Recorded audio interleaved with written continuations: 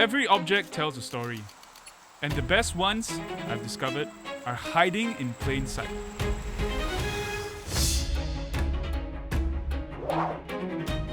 Oh, Bata. I thought Bata was a local brand. It hails from Czechoslovakia. Huh? This uniform was for Malaysia-Singapore Airlines, not SQ. You mean this cow shed had air conditioning? Yes, they also had massages also. Oh! Yeah. I'm Sam Driscoll, and so far my hunt has brought me to the 1970s, when a newly independent nation was finding its footing. In this episode, I'm moving to the 80s. And think you know Singapore's boomtown years? Wait till you see what we found.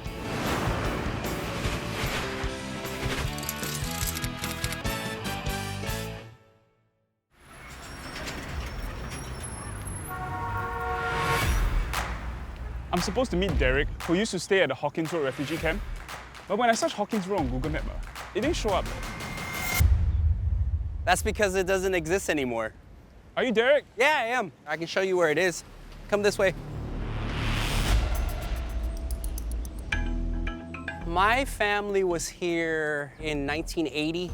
We're boat people. We got picked up by a Norwegian oil tanker, and they brought us here. So this is where the gates used to be. This used to be Hawkins Road. So this refugee camp was for people that are escaping Vietnam because of the war. We were here for 6 months, and then we were headed to the US. So at like 5, 6 years old, you were on a boat, you were on a bus, and then you were on a plane. Yeah, pretty much. Trains, cars, and automobiles, I guess, yeah. When I was 5, I was sleeping at home. One of the first things I did when I came back to Singapore was actually try to find this place.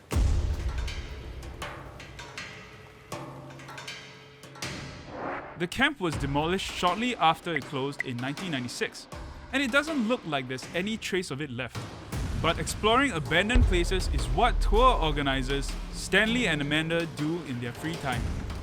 And in 2021, they stumbled upon this. Here we are. Okay, Do you recall seeing this back then? Honestly, no. It's a very ominous looking hole. Okay, this is actually the map of Hawkins Road Refugee Camp. So basically, right, what we're looking at, this is actually an underground air raid shelter. We can actually zoom in here and we can see the word bunker. Oh, I was never aware of this. This bunker, this is like one of the only remaining features that's left of the refugee camp. So, shall we go take a look inside? Yeah, will we fit? Sam? Put your hand on this rim of the entrance. Oh my god. Oh, cool. Oh, wow. The Hawkins Road refugee camp was once a British military barracks, which explains the old air raid shelter. Okay, so if you see this mat over here, I mean, initially my first thoughts was that it was some sort of like a Muslim prayer mat or something like that. But seeing the look on your face, maybe you can tell me a little bit more. It's what we call a Jew. It's definitely Vietnamese. It's made out of bamboo. And some of the first memories I have being here on the camp, I remember sliding down the grass hills with those. Dude, that's so creepy. What the hell? Just gonna hide behind you. It looks like those kinds of They like don't old make them like school- that anymore. Yeah, like old school porcelain kind of doll heads. And yes, it's been here ever since we first found this place back in like 2021. Oh, You know, most locals don't even know about Hawkins Camp at all. it's true. When I was first told, oh, you're gonna meet someone who stayed in the refugee camp, I was like, there was a refugee camp?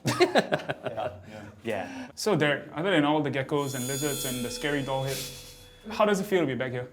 I'll always say that my family, for one, has always been appreciative of what Singapore has provided for us and given us the opportunity just to be here.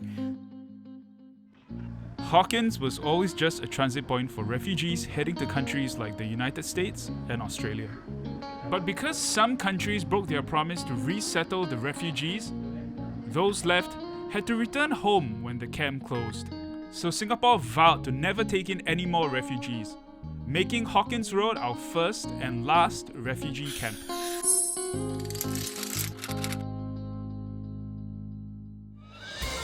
But even when Singapore opened its doors to refugees, it had closed its doors to another group. A trip to the barber in 1970 Singapore would be quite necessary if you had hair, well, not like mine, but touching your eyebrows, covering your ears, or even going below your shirt collar.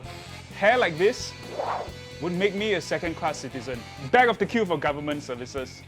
Lower employment prospects, and even the possibility of losing my government job. You'd see this poster at government buildings, private offices, and even post offices across Singapore. And foreigners were turned away from immigration unless they were willing to get a haircut, which meant booming business for barbers like these near checkpoints.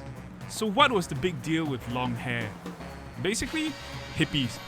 To the government, it wasn't just a hairstyle. It was a warning sign of rebellion, drugs, and Western counterculture. So it was off with their hair.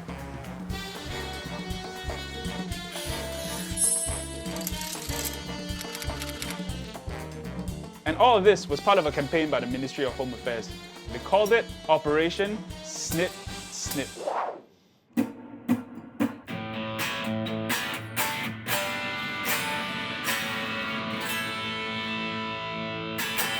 Musicians with flowing locks were also caught in its crosshairs. Some of the huge names that cancelled gigs here or were turned away on arrival included Led Zeppelin, The Who, The Bee Gees, and Kitaro. Aussie rock group The Little River Band even declared in their song Down on the Border, "And I never will go to Singapore. The people there will cut your hair in Singapore." One of my favorite bands broke up just before Operation Snip Snip. Otherwise, their hair would have probably landed them on the banned list. This is one of the Beatles' most iconic albums, Sgt. Pepper's Lonely Hearts Club Band. So I've always had a CD, but I never knew there were two versions. This is the UK version. Yeah. The Singapore version. With a little help from our friends, was banned. They was under the impression that they was a drug party. Oh, it's such an innocent song. Lucy in the Sky in Diamonds was taken out because they thought it was LSD. And then The Day in the Life, because the people here thought holes in the arm because of drugs. Wow. The same thing with Revolver.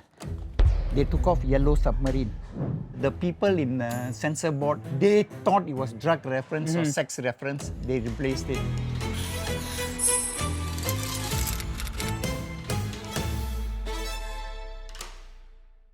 The Beatles weren't the only band affected.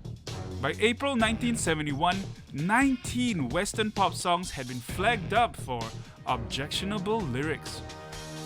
I guess life in the 70s just wasn't all that fun.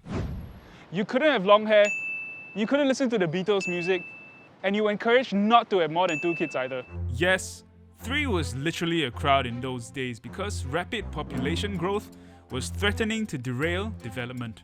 KK Hospital is the first hospital to be on the Guinness Book of Record, with a record birth of over 39,000 babies in 1966. KKH. In KK, in that year, we held the record and we kept the record for 10 years. 10 years. Wow.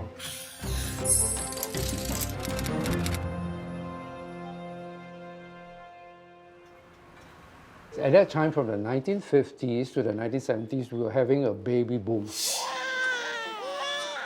And I was part of it. As a doctor? No, I was born here. Oh, right. Yeah. That makes more sense. Yeah. There's congestion, right? Because a lot of women comes to KK to deliver. So my brother gave it to me in KK Hospital along a corridor on the trolley. What? So you were born in a corridor. Later you can show me which corridor. Sure. Can you imagine more than 100 babies delivering in one day in a single facility in KK Hospital? To be honest, Prof, I can't even imagine one birth, to be honest. 100 over. Wow. Let me show you what it might look like.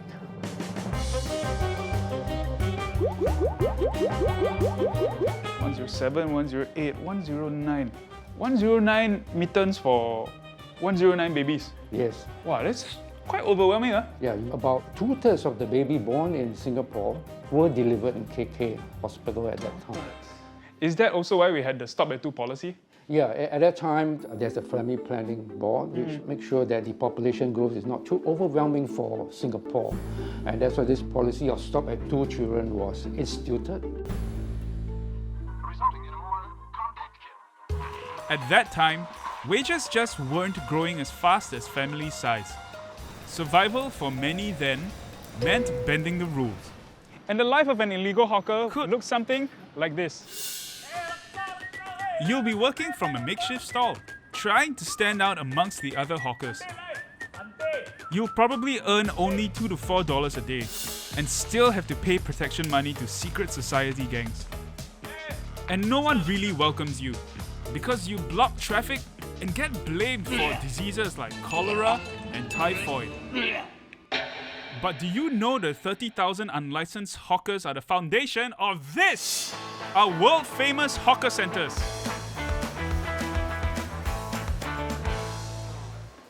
Uncle, well, Yupen Tang. Yes. So this is actually one of my favorite stalls. In the 1950s, it would probably be a push cart stand on the side of the road. They might not even be like fish on ice. Some of them were reported to use the same water source for the whole day. So if you buy in the morning, it's better than if you buy at like dinner time. Yeah, 100%. Wow. Okay. So you got extra large, right? I got small. Small.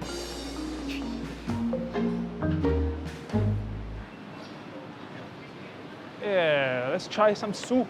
Wow, come, try. Okay. Wow. How is it? You drink one nice, eh? So Ryan, I heard you wrote a book about hawker culture in Singapore. Yes, I did. Let's push this aside and focus on the more important thing. These were just some of the materials that I went through. Wow. Yes. Was this also a material? Oh, this is the biggest, most important part of hawker culture. I got interested in hawker culture when we won the UNESCO award.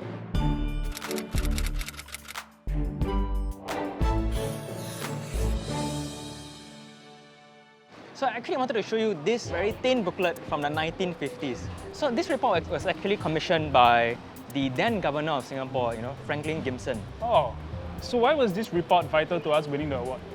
This was the first time that they officially said that hawkers are essential to Singapore's social fabric and that we should work to sort of maintain and formalize hawkers into Singapore society. It was in this report that there was the first mention of long-term hawker shelters. So actually, if you see here on page 25, it is our view that policy should not be directed towards eliminating hawkers entirely. This report actually laid the groundwork for what hawker centres would come to be and hawker policy for the future. So what you're saying is they basically wanted to take all the illegal hawkers and just put them in one area and just... Correct. They licensed them and put them in one area. Wow. And that's why we're here today in Newton. Oh, Newton is the first one? Newton was one of the first few. Oh yeah, and now we have so many hawkers around Singapore. Yes, and it's all because of this tiny old book. Without this report, there's no hawker centres, Yes. no UNESCO awards. I can't imagine not having a clean and communal space. Really. Yeah.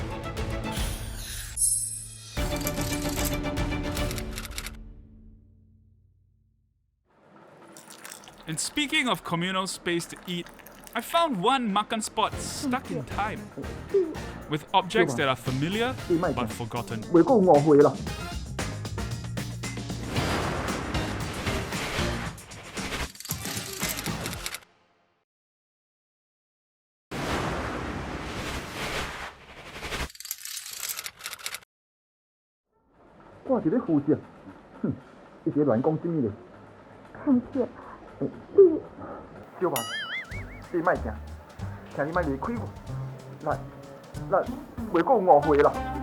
This old radio set isn't actually working. It's just a bit of TV magic, folks. At least I get to say I acted with Richard Lowe. Sam, this is rediffusion, not radio. Rediffusion? Yeah, in Mandarin so-called Li Di Hu Sheng. Li Di... Okay, I teach you word by word.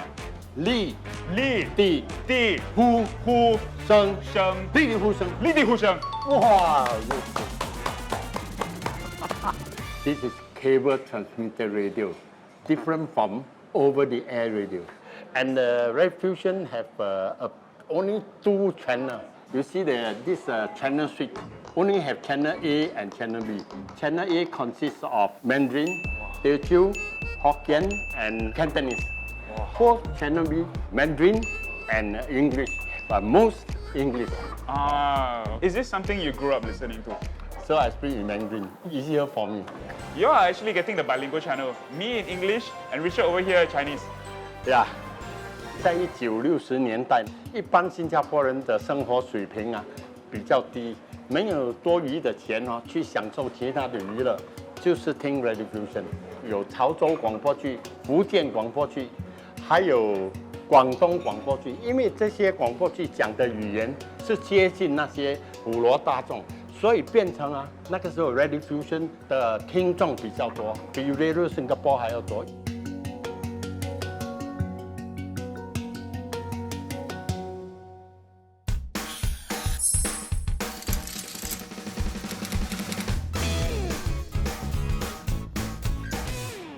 我每次听人家讲，倒不如我去Radio Fusion，我讲故事给人家听。所以我就在1980年就加入了 Radio Fusion， 成为一个广播剧演员。我们都是用 Mandarin。Hey Sam, you see this one is the Speak Mandarin campaign poster。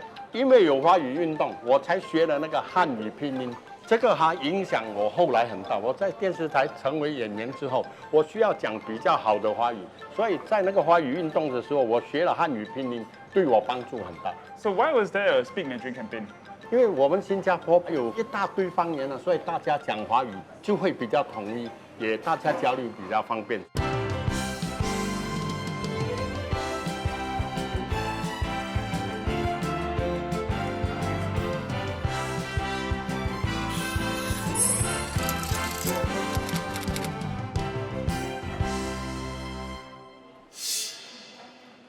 Wow, I haven't seen this in so long, sir.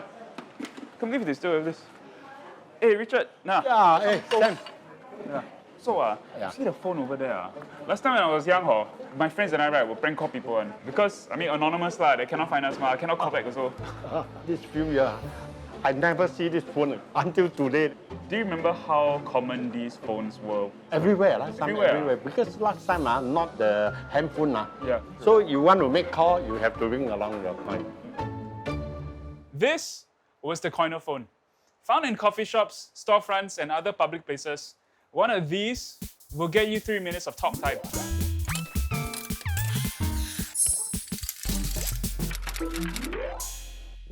So 10 cents might not sound like a lot, but I'm told that public payphones like these rang in a record 24.8 million for telecoms, our telecommunications stat board, back in 1988. You get it? Rang in. That's 248 million 10-cent coins, which translates to 1,415 years of talk time. Back then, there was one payphone for every 100 people, making Singapore's public payphone network one of the densest in the world. And with all those phones storing all that change, payphones became a popular target for thieves. In 1990, 133 coiner phones were stolen in the first 5 months of the year. How do you even break this open, sir?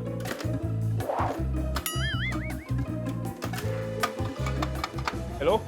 Hey, can open up or not? Cannot? So in the next year, Singapore went cashless, and the coiner phones got upgraded to phone cards like these.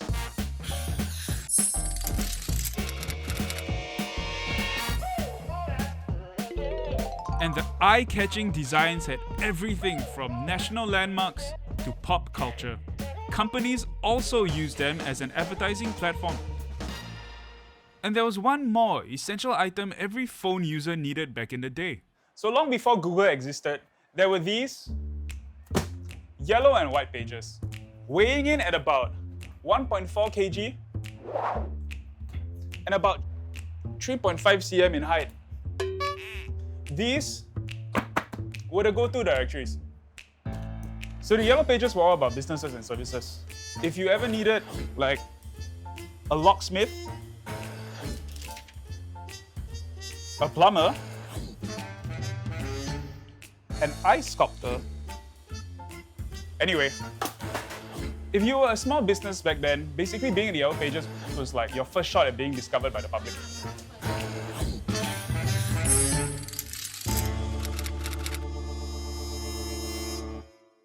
As tech took over the world, the Yellow Pages went digital with interactive roadmaps and a clickable link on a CD-ROM. This was Singapore's first baby step towards a Google future. And just when you thought things couldn't get any smaller or sleeker, a Singaporean company created something the size of a thumb.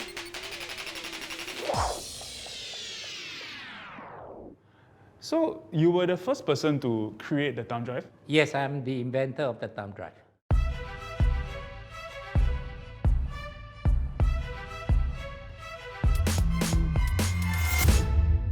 So, how do you launch the ThumbDrive? In 2000, we were at CeBIT in Hanover, Germany, and back then it was the biggest IT show in the world. We went there with nothing more than 2 laptops and 5 pieces of this handmade ThumbDrive. So this is one of the 5 ThumbDrives that they actually brought to Germany, what, 30 years ago? Yes, right.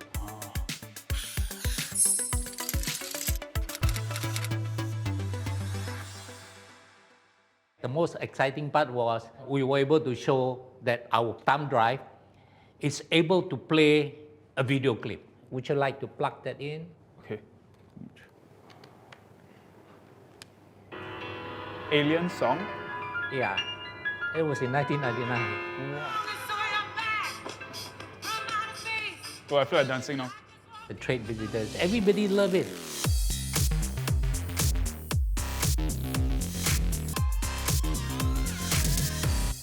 Yeah, so I'm sure the people were very impressed. But were there any competitors back then? Not that we know of. We were the first in the world, and the competitors came about somewhere 6 months to a year later.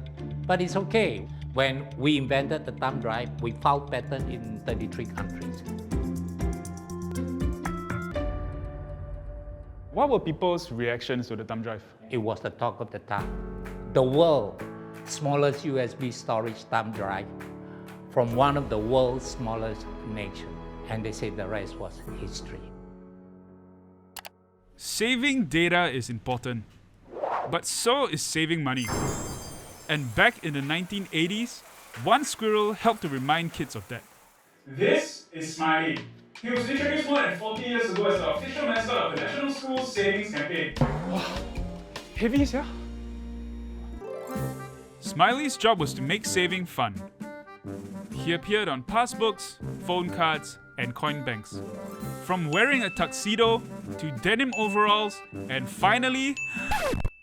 Oh, never mind.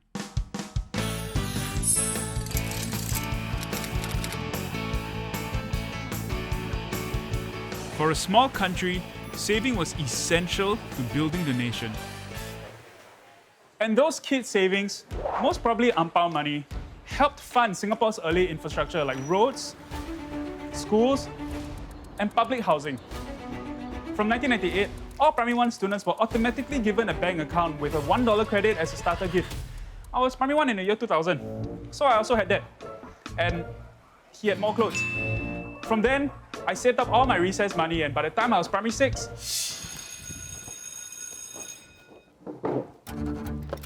So Sam, your next item is your PSLE certificate. huh? I'm supposed to reveal my score on national television. Eh.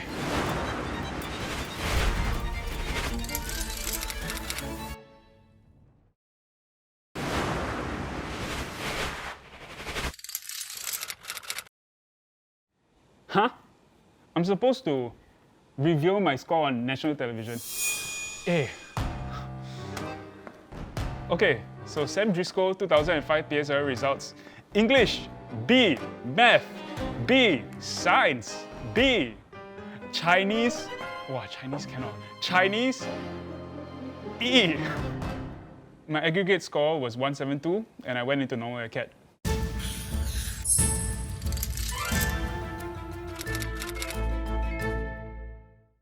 I remember my first day of Sec 5, I was like, oh, everyone's gone. We are the oldest in the school now. And it's like a very empty feeling. I remember this feeling so clearly. Okay, so today you're going to meet one of the people responsible for streaming. So I went to normal acad because of her. Wow. Lai? Nice meeting you. Nice to meet you too. So I was told that you were one of the people who first started streaming in secondary school. Yes.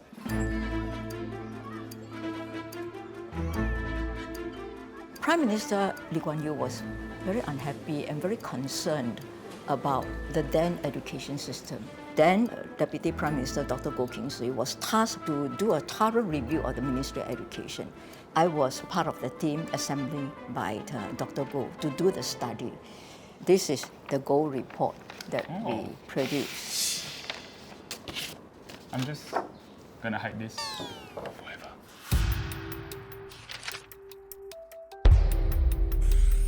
There were very major findings. After students went through so many years in the school, their literacy level was really very low, literally illiterate. Wow, students are really doing so badly. The main problem is that regardless of the different capability of the students, we put all of them through a same system. And therefore, the result cannot be good because you are not catering to the best ability of the students. So that's how express and normal streams came about. Yes. Did Dr. Goh and Mr. Lee Kuan Yew have any concerns about streaming? They know that streaming is a very emotionally and sensitive kind of issue. A lot of students who get streamed, they felt very demoralized. I was one of these students. Yeah, okay.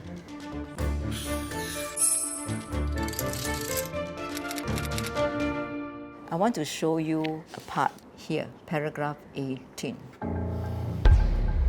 Your report has not touched upon two crucial subjects over which we have had frequent and intense discussions in Cabinet.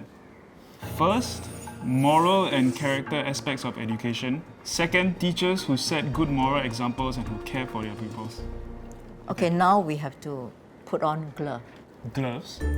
Why do we need to wear Because we are going to look at some textbook from the MOE Heritage Center, and they are so precious that we cannot afford to spoil it.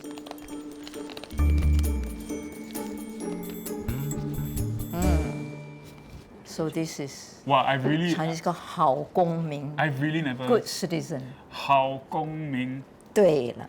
Pass or not? Pass. Yes. Prime Minister Mr. Lee Kuan Yew felt so important about moral education. We want the younger generation to be honest, be polite to your teachers, and equally important, be patriotic, have the national pride. Yeah. But how come everything's in Chinese? We have the equivalent ones for the Malay and the Tamil. Ah, okay. It was felt that your own mother tongue is the best language of instruction to introduce all this culture value system to you. Be diligent, work hard, and respect your senior. Be kind to your classmates. So that is how 公民. I see. Okay.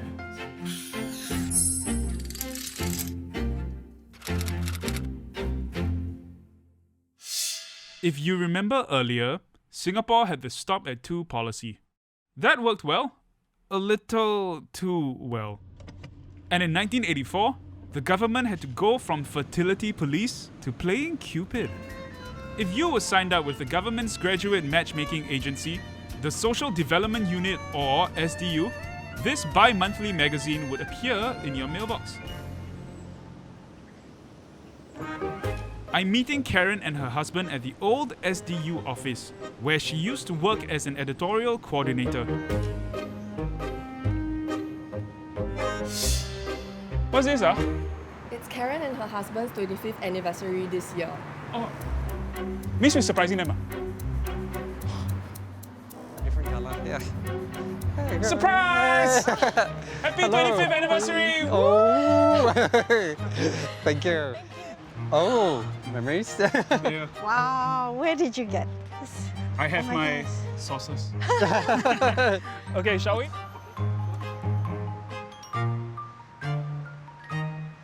Well, my first contact with SDU was after I graduated. And a few years later, I decided I'll work here. And one of my first jobs was to organize activities for singles. Myself, I joined in 1995. I graduated from overseas, but working in Singapore as a graduate, you can still join as a member. And when I joined, I then participated in some of the activities that you see here. SDU had a lot of different activities. There was the longer ones, like you could go to Kenya for a climb, or even just the simple activities like going for a walk through a mangrove.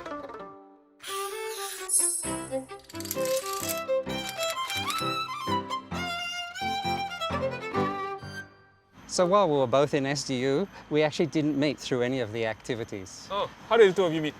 I signed up for their computer matchmaking, and they would ask you, which races would you like to meet? Chinese, Indian, Malay, or others? So on my side, of course, open to anybody. But for the ladies on the other side, you can imagine that the others box is the unknown. After 2 rounds of potential matches, no more matches came about. So the lady who was running the course said, I'll do a manual match for you. And unbeknown to me, a manual match happened to be her colleague in the office. She said, I've got this guy who has no match because he's under others. So would you mind meeting? I said, yeah, sure. And we got married. Yeah, right here actually, on these grounds. Because for us, this is meaningful, it's where we met. So Stuart, were you shy about joining SDU? A bit hesitant at the start because SDU itself, it was commonly known as single, desperate and ugly. This... No, but that's so mean. Why are people so mean? So were the both of you affected by this stigma? No. Didn't bother us. Because I was working on a construction site and only got 2 days off a month. So to get something like this where, you know, there's activities you can enjoy, see Singapore and meet lovely people. That's very sweet. Stuart wasn't the only man in construction finding love in the late 90s. A certain TV contractor was also winning hearts. The yellow boots. Phua Chu Kang.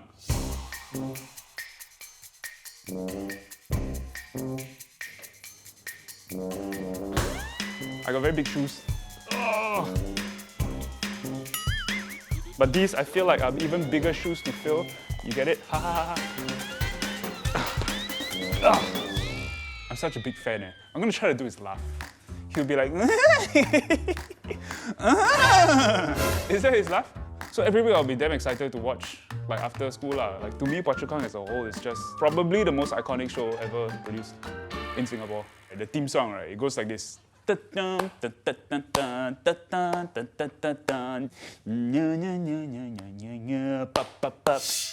that's my ball!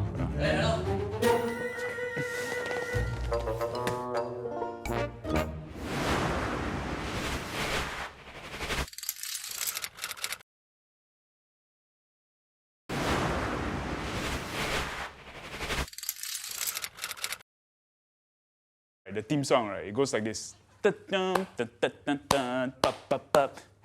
that's my ball! Why he sound like a girl? Hey, how? What you saying? You told me it's not. What you talking you? What, so tall are you? I'm very tall, sorry. I love you. I love you so much. Your camera, don't sit like that. Sit down lah. You're very tall, make me dizzy. I look up like that, wow, my neck very pain.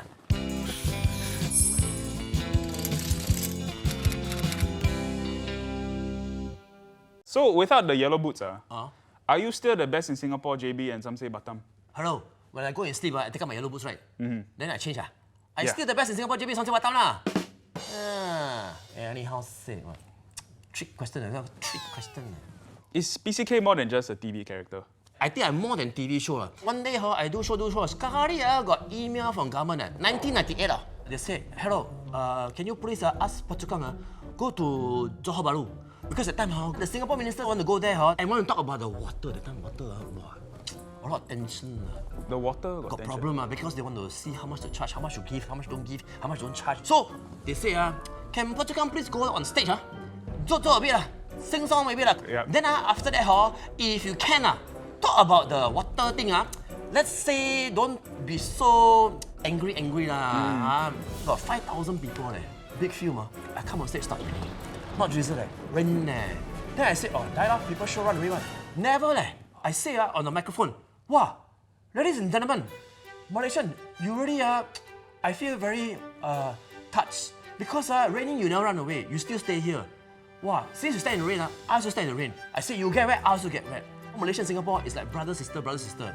Let's be good neighbors. Let's sing the song Stand By Me. Then they all sing song. Oh, yeah. After that singing finish already, wow, they say, okay, I said bye-bye. Then they chase me leh. Wow. I think they wanted me to be the next Prime Minister. But got no time. So I run there. Then I go back to Singapore. The government send email again. They said, please help us, thank you, the Phua Chu Kang. He did so funny the show. The ministers all laugh. After that, the two government talk about water. No problem. Wow. Huh? Hey, I was wondering what happened to you. It was like a chicken, rooster. What's going on? You look different. Yeah. Yeah, I think so. Not sure, but I feel different. So like Phua Chu Kang, right? Yeah. What makes the sitcom so iconic? I wish I had a definite answer for that. What people do tell me is that they found the family very so real and relevant. I'm your pa, best in Singapore, JB, and some say Batam. Twinkle, twinkle, little star. She didn't cook Never mind. Backup plan, lonza meat. Why? Somebody stole the food. And then we became famous just like that quickly. The word just spread like forest fire. Wow. You went from being called out by the Prime Minister to fronting government campaigns. Do you ever think that you would do that? No, man. And of course, one of the biggest one was the SARS campaign.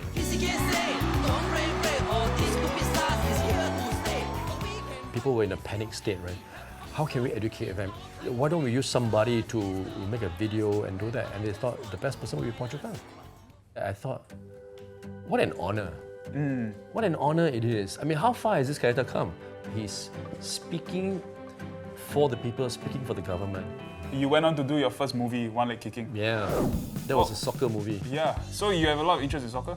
Oh, dude, I think when I was born, I started kicking football. Yeah, when I was born, I came up with the football. Ma! That was the football. Yeah, so the movie worked very well because at that time, football was so passionately loved by Singaporeans.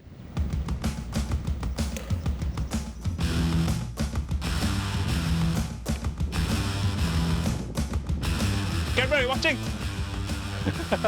Wow.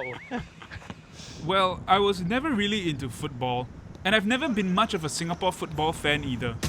You can't get past me! Shot! Oh! But these two tell me there was once a time when it was everything to our nation. Hey, not counted, not counted! I'm just giving him chance.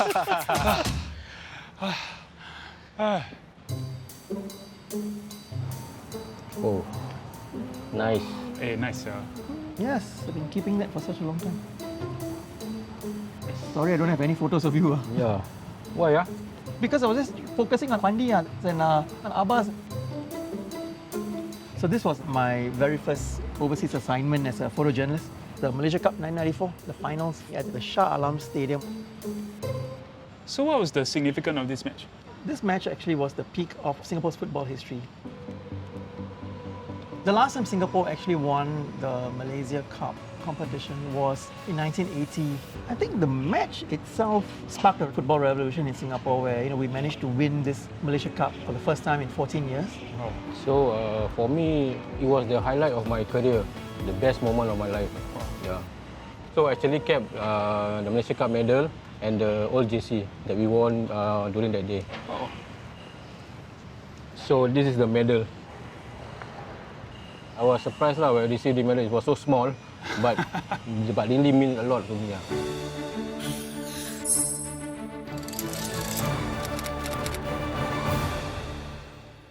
So what was it like on the day of the finals? I actually have a video to show you.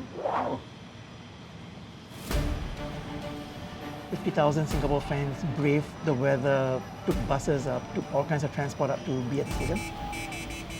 It was a sea of red and white in an away game in a foreign country, but it felt like a home match. Yeah. And our team came out. When they looked around, 3/4 of the stadium was filled up with Singapore fans. We feel good because we know something good is coming up. It was deafening. You got 75,000 people in the stands, 50,000 of them Singaporeans, all yelling their hearts out. Well, what was the final score? 4-0. 4-0? In a final, yeah. What? Abbasad on the ball, the hero of the Singapore squad. And look at that pass to Fandi Ahmad. That was weighted to perfection. Could this be number 4 now? Fandi versus Khairul! What a tremendous display! Surely now, Singapore! Where's Zakaria? Yeah. Hey! Still look the same, still young. Young at heart. Yeah. So how did this one win change Singapore's football scene? It happened to be our last win in the Malaysia Cup and league competition. So the following year, Singapore was actually kicked out of the competition. Oh. There were disputes over the gate receipts. So has Singapore ever experienced this kind of high since then?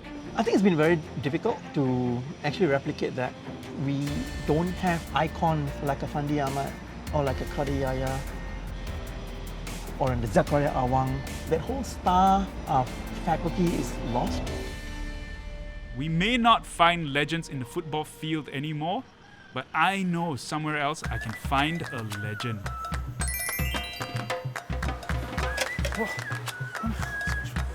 Hash browns! Oh, yes.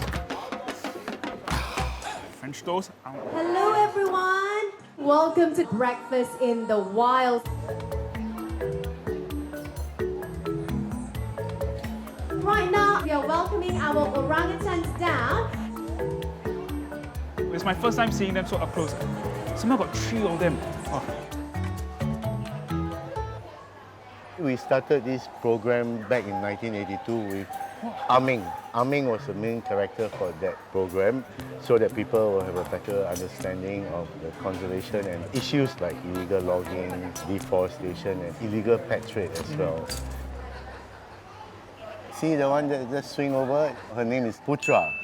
Putra is Aming's great-grandson. Wow. So even though Aming passed away in 2008, but we still continue the program. So like what you see today, they are high up on the branch over there. This is to give them some personal space. Now there are different species of animals that come into the program as well. And you know what? We have actually crowned a new Aming in 2016 to continue the legacy. A new Aming? Yes, a new Aming. If you would like to see her, I can show you. Oh yeah, let's go. Come, let's go. Okay.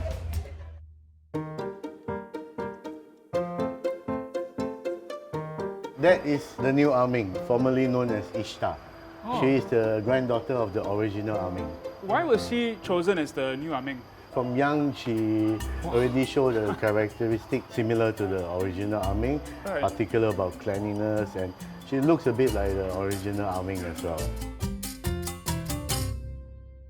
So why did the zoo wait 8 years to crown the new Aming? After Aming passed on, we realized over the years a lot of visitors still keep talking about Aming. So to preserve her legacy, we selected her, the granddaughter, to take over her place and be the new icon. Wow. Having worked with Aming yourself, what was she like? All I can say is she's in a class of her own.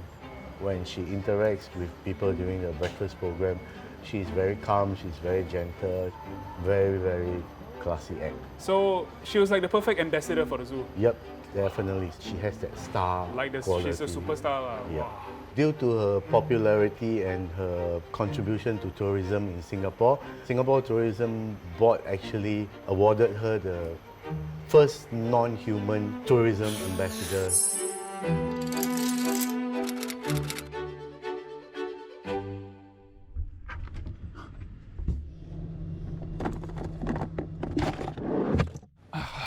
Found it. You know, I've been asked my whole life if I'm really Singaporean. I may not look the part, but this is something that proves it. And it's not just the Singapore passport. It's the most powerful passport in the world.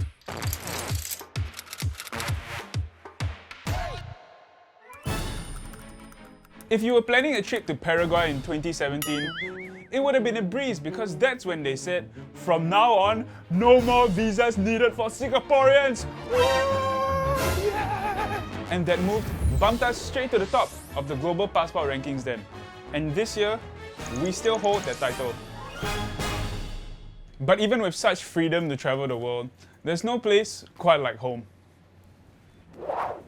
So I do this thing where I write silly jingles about Singaporeanness and my observations of Singapore. Hey bro, you want some fly lice?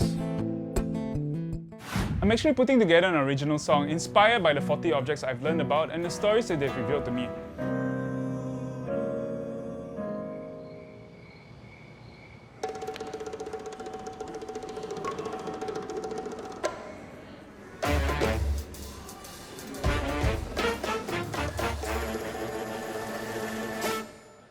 Hey everyone, my name is Sam Driscoll.